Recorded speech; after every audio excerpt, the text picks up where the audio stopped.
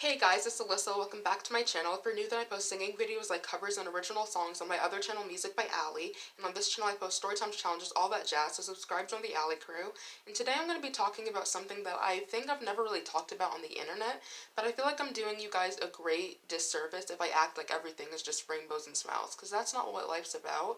Like, while there are going to be those positive times, there are also negative times, so I feel like I need to be, realistic. But the thing is, I'm trying to, not make us too many cuts or too many edits in this video, so there might be some pauses where I'm thinking of what to say, because I didn't exactly plan what I was going to say in this video. I did because I wanted it to be as authentic as possible, but let's get right into it. So the first topic I'm going to be talking about is body image.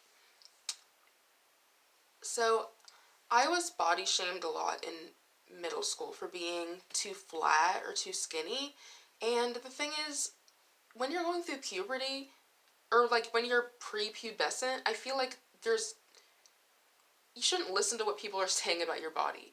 Not when you're going through puberty, not after you go through puberty, not before you go through puberty, but I'm just saying, especially when you're in middle school, your body is still developing. Your body has not finished developing when you're in middle school. And so it doesn't matter if you're flat. I guess if you're a girl, then that might be more of a concern, but it doesn't matter if you're flat, if you don't have big breasts, or if you don't have a big bottom, or if you don't have big hips, because your body is still developing. And even if your body finishes developing and you don't have those things, that's not all there is to life, so it still doesn't matter.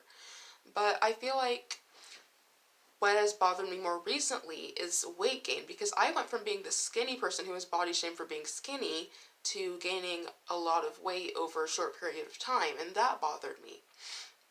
But I think that something that really helped me was just buying clothes that fit me. And I know that might sound obvious to some people, but I feel like a big thing that was bothering me and that might bother a lot of people is just your clothes that you have, like your regular clothes just not fitting you anymore. And that might be, kind of hard to grasp, but if you just buy some nice clothes that fit you, that can really boost your confidence. It's really boosted mine. The next thing I want to talk about is depression and loneliness. So if I said that I had it all figured out, I would be lying, because I'm still figuring it out.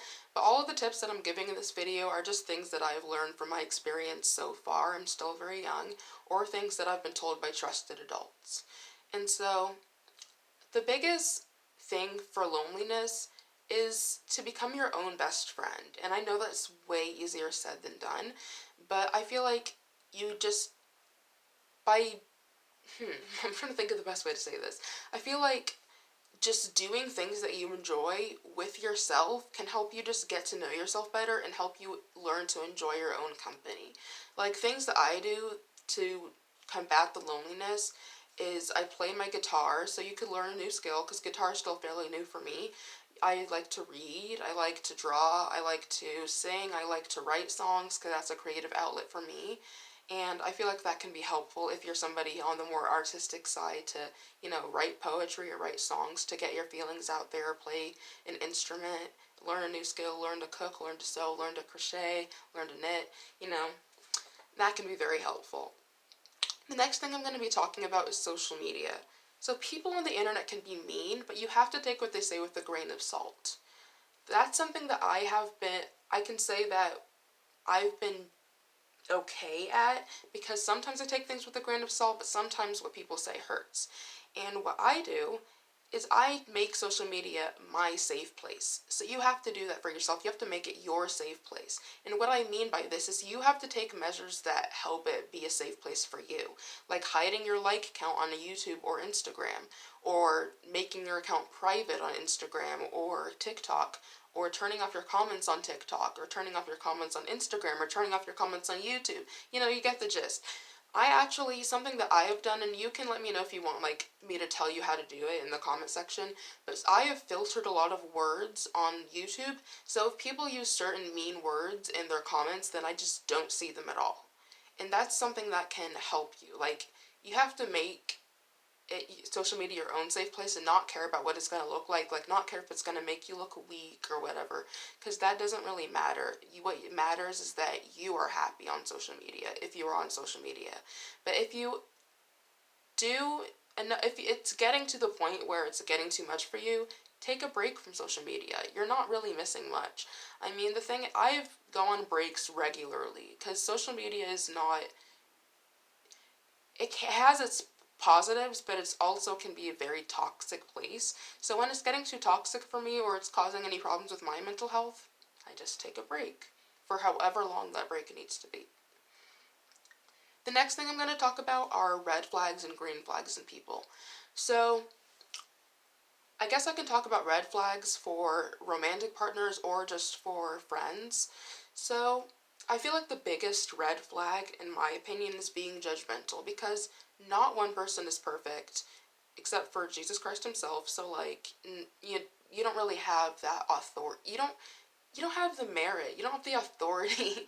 You don't have you're not that big up to criticize another person or to judge somebody else. Like, you just don't, you're not all that. And so I feel like that's just like the biggest thing, biggest turnoff for me in a person, like whether it's a platonic person or like a romantic person, being judgmental. Or also, like I said, I didn't plan exactly what I was going to say in this video, so there might be little pauses. There is another big pet peeve of mine, but I just forgot what it was.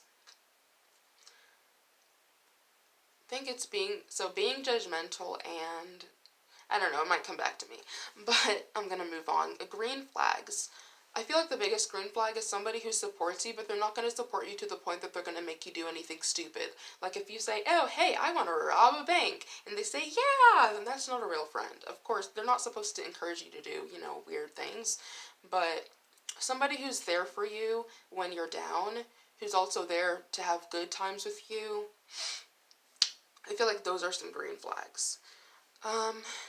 Or somebody who also shares your values.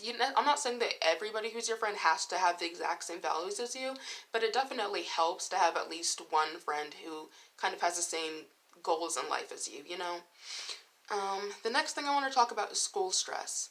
So I feel like a lot of people, especially people with foreign parents, people with, native parents too, but especially people with foreign parents, they feel a lot of pressure on them to make all A's. And while it's great to make all A's, you don't want to do so at the expense of your own mental health. Like, I've made mostly A's my entire life, but I did it at the expense of my mental health.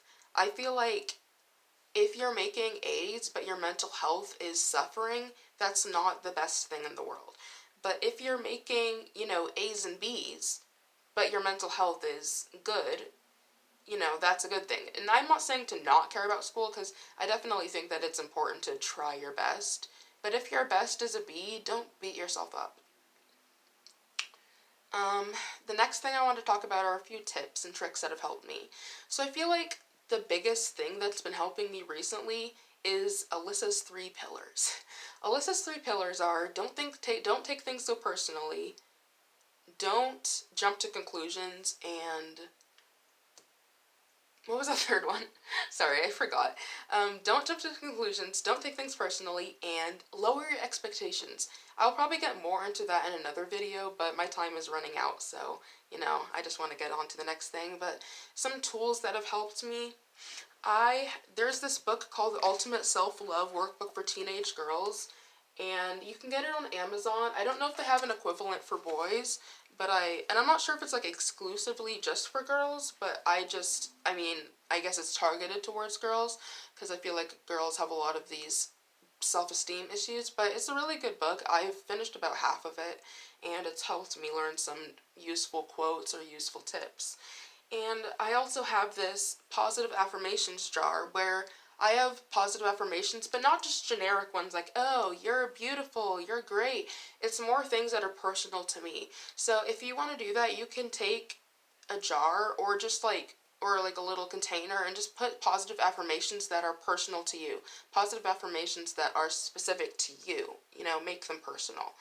And I also have positive affirmations just posted on sticky notes around places that I visit often, like my bathroom mirror, my room mirror, my work desk, because positive affirmations are so important.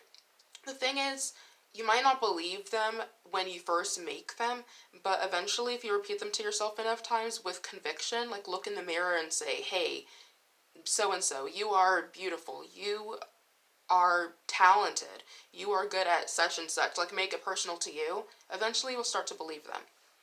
And here are a few tools that I feel like could help, like just like if you're in a crisis, like stress balls. I have like these different textured stress balls, or like this pop-it thing. It's very helpful if you're like anxious in the moment. But I feel like if things are getting to a really extreme case, then you might need to consider getting some professional help, like getting a therapist or talking to some kind of trusted adult, like whether it's at your school or whether it's your parents. It's really important to not keep things bottled in. Or if you really are uncomfortable talking to another person, journal it. Journaling has helped me so much. And the last thing I wanted to talk about are some songs. So here are a few relatable songs, and then I'm going to share some uplifting songs. To some songs you might want to cry to, but then other songs are going to lift you up, lift you out of that misery. So the first song that's relatable is Fat Funny Friend by Maddie Zam. The next one is Unloved by Lisa Cimarelli. The next one is 1-800-273-8255 by Logic. The next one is So Pretty by me. If you don't know my stage name, it's Aly Jo'Lee. And so if you want to listen to that song, I wrote it about smiling depression, and I feel like a lot of people can possibly relate to it. The next song is Truth Be Told by Matthew West. And the last one is Roommates by Dixie. And a few uplifting songs. 3 Reasons by Corinne Joy. I Love Me by Meghan Trainor, or I just feel like so many other Meghan Trainor songs, because Meghan Trainor is like the queen of body positivity. And, what's that song? There's a song by Lizzo, the new one. I can't remember what it's called. You can comment it down below if you remember what I'm talking about. Oh yeah, It's About Time, that one. And I Love Me by Demi Lovato. I Am Enough, You're Worth It, One More Night by Cimarelli. Those are 3 different songs I listed. And then if you're a Christian, I've Got Joy by CeCe Winans, See a Victory by Elevation Worship, and some songs by me, Eternal Friend, Only God, Not Broken, Stuck, and He'll Be There. Those are all uplifting songs. And if there's anything else you guys want me to talk about, like in more depth, you can let me know in the comments below. But I hope that this video helps even one person, and that would make me like so happy. But I love you guys. Happy Mental Health Awareness Month, and I'm out.